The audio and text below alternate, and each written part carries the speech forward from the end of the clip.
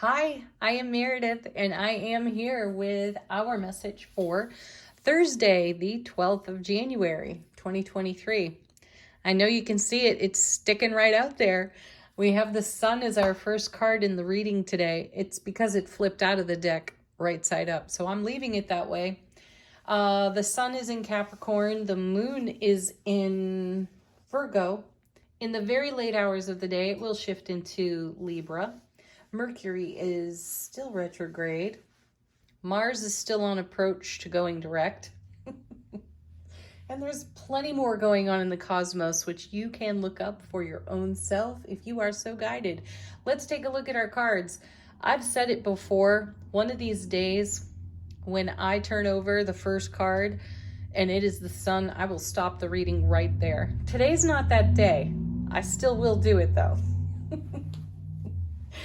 Because what more do you need to know when this is your very first card? It's the happiest in tarot. It doesn't get better than this card. And along with all the goodness of love and happiness on the sun, joy, wonder, awe, amazing, wow, is brilliant clarity. So my intuitive feeling just looking at this card is there's no missing the perceptions that come from our intuitive gifts. And it's certainly not limited to our intuitive gifts. We will have brilliant clarity in the day. My sense of it here is from the mundane to the extraordinary. Everything is under a very bright, shiny, loving light. Let's see where it's taking us. Yeah, right. Right into the death card. Hello, Scorpio. Woo! Look at that. Transformation everywhere. And I love the death card in Lightseer's Tarot because of the horizon we see reflected in the face. It's so amazing. This is a card about simultaneous beginnings and endings. And this is us looking at the transformation that is taking place in the now moment, leading us to the horizon we see reflected in death's face on this card. What an amazing card this is, especially sitting right next to the sun. So I feel like the cards are saying, what will it take for you to actually see the light at the end of whatever tunnel you find yourself in or whatever tunnel you've talked yourself into? Consider that. Whoa. You know, the other day we had almost exclusively a major arcana reading. That was profound. And now we've started today's off with the sun and the death card. Powerful energies are on offer to us, and it's up to us to participate with them. So what could you be doing to foster, to invest in the dream you're holding in your heart? What action can you take? Whoa, this is nice. Holy cow, wait till you see this. Two cards came together. We have the King of Wands. Mr. Gregarious himself. I love the King of Wands. He's absolutely a take command, take charge king.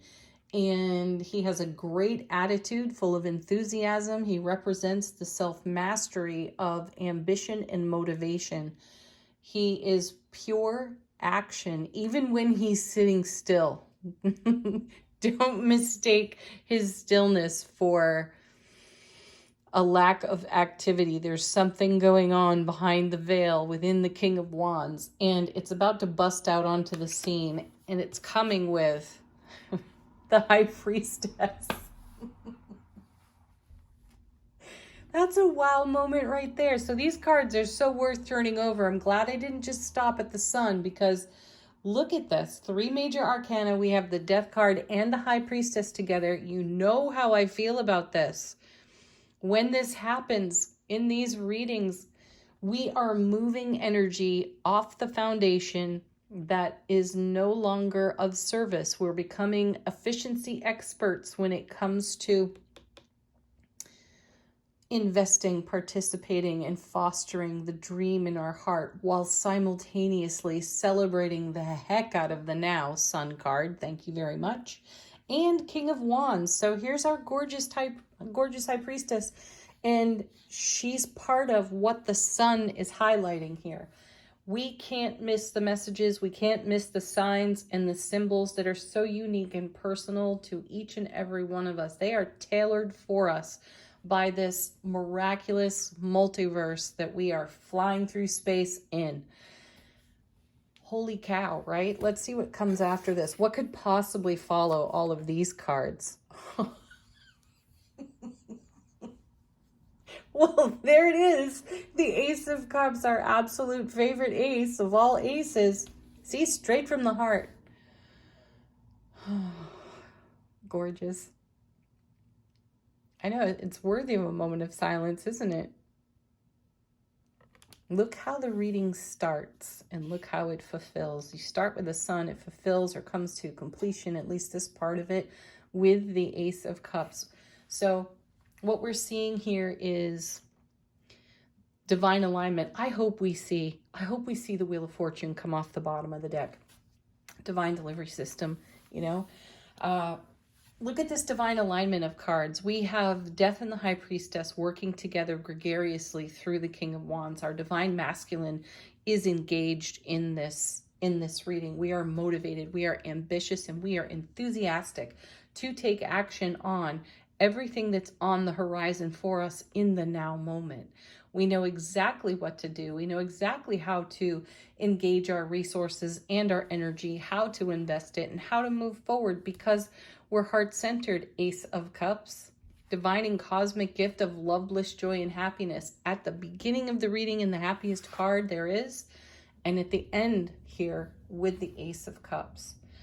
The multiverse is smiling upon us and saying, I'm serving it up. What you got for me? So the beauty of the Death card and the High Priestess coming together in a reading is that the High Priestess helps us see, feel, know, experience, perceive anything in our world that is superfluous or, as I said before, not of service, and the Death card sweeps it away. So I'm having an intuitive download here from my own guides, and I feel like there's a whole lot of energy just being dumped out of our vulture thoughts. I feel like we've brought some story that we've told ourselves to its end, to its conclusion. And the cards have had us asking ourselves questions for weeks. And those questions have been all about, what have I not considered? What more could I consider? How differently can I perceive what's going on around me? Am I moving closer to or further from what I'm holding in heart space? You know, all of these questions have come up in our readings, and I feel like this reading in particular is a culmination, is an answer to all of those questions. So we're taking action accordingly by bringing some things to an end and bringing other things into motion. With the Death card, especially because we have High Priestess seen it, and we've had a great attitude, King of Wands, to go after what's in heart space. And it's not that we've been living in a sense of lack, telling ourselves, well, this isn't here now, it's really just on my horizon. No, it's in our hearts. So it is here. And it's the investment of our thought energy into our 5,000 times more powerful than our thought energy, heart space, that makes it all happen. And this is confirmation of things happening. They're moving and grooving for us in the most loving, beneficial, highest potential outcome sort of way. Let's see what's on the bottom of the deck. You know I'm voting for the Wheel of Fortune. And we have, I'm just going to turn it right side up for you so you can see it. We've got the Two of Cups. So we've got Ace of Cups and Two of Cups. See, this is energy in motion. This is the action of the King of Wands, that divine masculine energy that is so motivated and driven. We are feeling unstoppable when it comes to our unity rather in self-relationship. And we've seen this card quite a bit. We've talked about how when we are in harmony, in self-relationship, this is what we broadcast and this is how we are met. And I feel that the Two of Cups in this reading shows us exactly how we are being met by the multiverse miraculously. Isn't that amazing? Oh, and it is an ever-evolving, deepening bond within self. So it's an ever-evolving, deepening bond with all that we choose to interact with, most especially our precious relationships. Our next card is the Moon. I love this. So we have the Sun and the Moon. Something is coming to the surface for us. What's really coming to the surface is what's on the face of the Death card. It's this amazing horizon that we've been looking at through our heart space. This is coming into being. Next, we have the Ten of Wands. I know that everyone calls this the burden card. I feel that this is the cultivation of the Ace of Wands to the power of 10. You know, we have the King of Wands holding the Ace of Wands. We have 10 more wands here. Could we possibly have more resource, more energy to invest, more motivation and enthusiasm to go for the gold in our life? Wow, look at this. This is what the High Priestess and the Death card do. They bring us the Tower. And it's a beautiful tower because it's intentional. It is deliberate. This is not shock, awe, and surprise. It may be shock, awe, and surprise when we witness the profundity of our connection, our self-sovereignty, and then how the world meets us. It could cause a tower moment for us, but in the best possible way. I love this. So this is what the Death card and the High Priestess do together. The Death card takes away, sweeps away everything that is unstable, no longer useful, no longer of service. The High Priestess helps us see it. Death card wipes it off the foundation. Then we have, oh gosh, look at this. We've chosen our way to harmony and balance within self-relationship in the Justice card here and the Lovers. There's great connection, great unifying energies on offer to us. So our self-relationship is really going to blossom, and our precious relationships are absolutely blossoming. We are being met in those connections, and the celebration is incredible. Look to the Sun for that. Look to the Ace of Cups for that. We've got this. Beautiful, beautiful energy. All right, angel answers. Ask a question if you have one. You can anticipate some confirmation coming out of these cards and a message from your own guides, angels, and ancestors. 2 of them flipping over. Excellent. Abundance. Yes, you're looking at abundance in all of these tarot cards.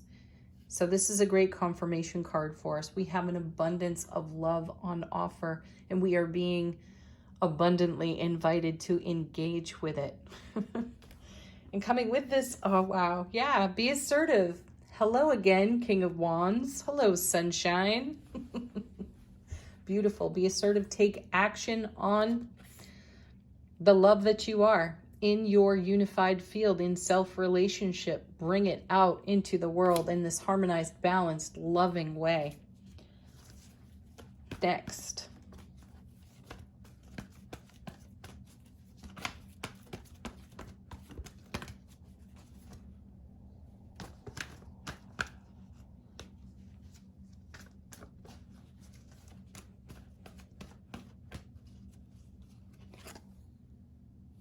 Well, it's not the Wheel of Fortune, though it is divine timing.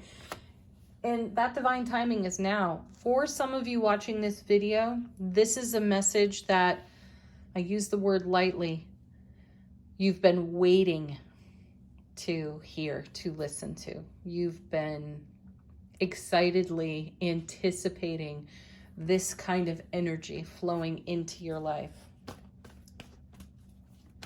One more.